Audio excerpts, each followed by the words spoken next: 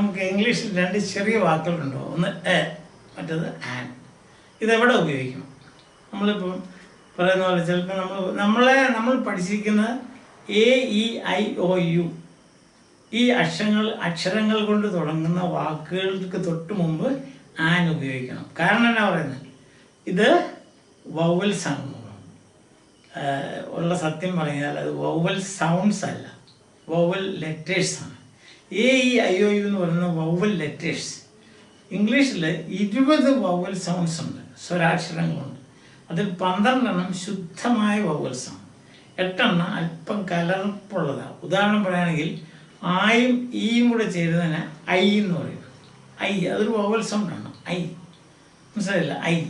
അതുപോലെ ഓയും ഈയും കൂടെ ചേരുമ്പോൾ ഓയ്. ഇതിനെ നമ്മൾ ഇംഗ്ലീഷിൽ പറയുന്നത് ഡിഫ്തോങ്സ് എന്ന് പറയും.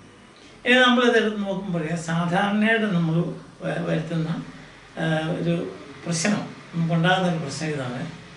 എ ഹിസ്റ്ററി എന്ന് പറയണോ, ആൻ ഹിസ്റ്ററി എന്ന് പറയണം.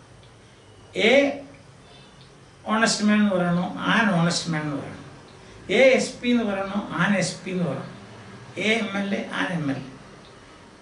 AMB, an MB.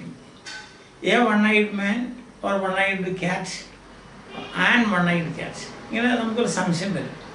ഇങ്ങനെ സംശയം വരുമ്പോൾ നമ്മൾ ചെയ്യേണ്ടത് എന്നാന്ന് വെച്ചാൽ A ഇയർ എന്ന് വേണം, ആൻ ഇയർ എന്ന് വേണം.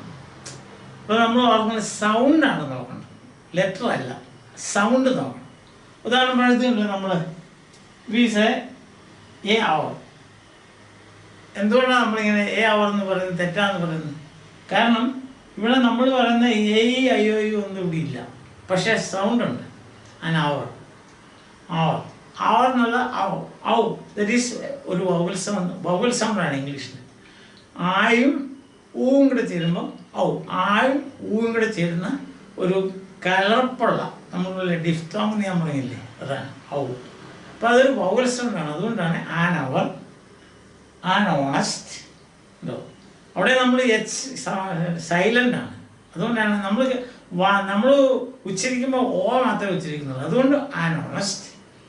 ആൻ SP, എ എസ് വൗവലല്ല, പക്ഷെ നമ്മൾ ഉച്ചരിക്കുമ്പോൾ എസ് എ എന്നുള്ള സൗണ്ട് അല്ലേ, അത് വൗവലാണ്. അതുകൊണ്ട് SP, an MLA. M is AEIOUക്കകത്ത് വരുന്നില്ല, പക്ഷേ നമ്മൾ പറയുന്നത് തന്നെ ആൻ MLA. അതുപോലെ തന്നെ ആൻ MP. അല്ല, നമ്മൾ പറയുന്നത് AMP. അത് ശരിയാകില്ല, കാരണം അത് തെറ്റാണ്. അതുകൊണ്ട് തന്നെ അപ്പം a hour, a honest, ASP, AMLA, AMP എന്നുള്ളത് നമുക്ക് ശരിയായിട്ട് അംഗീകരിക്കാൻ പറ്റിയല്ല. കാരണം AEIOU അവിടെ ഇല്ലെങ്കിലും ആ വാക്കുകളുടെ ഉച്ചാരണത്തിൻ്റെ തുടക്കത്തിൽ നമ്മൾ കേൾക്കുന്ന ഒരു വൗവൽ സൗണ്ടാണ്. അതുകൊണ്ട് യു ഹാവ് ടു സേ, നമ്മൾ എന്തിനു പറയണം, an hour, an honest man, an SP, an MLA, an MP. അത് ഇങ്ങോട്ട് നോക്കുമ്പോൾ നമുക്കറിയാം ആൻ ഇയർ, അത് വൗവൽ സൗണ്ട് അല്ല, യാ എന്നുള്ളൊരു സൗണ്ടാണ്. യാ അത് കോൺസണൻ്റ് ആണ്. അപ്പം അതുകൊണ്ടാണ് നമ്മൾ ആൻ ഇയർ എന്ന് പറയാതെ എ ഇയർ എന്ന് പറയുന്നത്. A year ago, an year ago എന്ന് പറയാതെ എ ഇയർ അഗോ യൂണിയൻ യാ ഉണ്ടോ.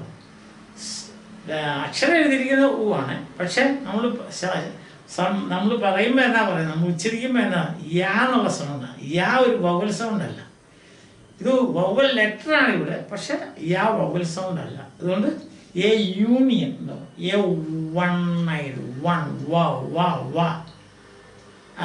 അതുകൊണ്ട് അതൊരു കോൺസണന്റ് സൗണ്ടാണ്. An you cannot say an one-eyed, so a one-eyed.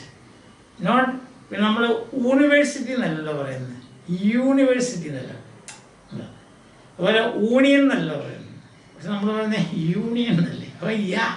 അതുകൊണ്ടാണ് നമ്മളിപ്പോൾ AEIOUയുടെ ഗണത്തിൽ ഊ ഉണ്ട്, ഓയുണ്ട്, ഊ ഉണ്ട് ഒക്കെ ഉണ്ടെന്ന് പറഞ്ഞാൽ അക്ഷരങ്ങളുണ്ടെങ്കിലും നമ്മളതിനെ ഉച്ചരിക്കുമ്പോൾ നമ്മൾ കേൾക്കുന്നത് ഒരു കോൺസണന്റ് സൗണ്ടാണ്, വ്യഞ്ജനം.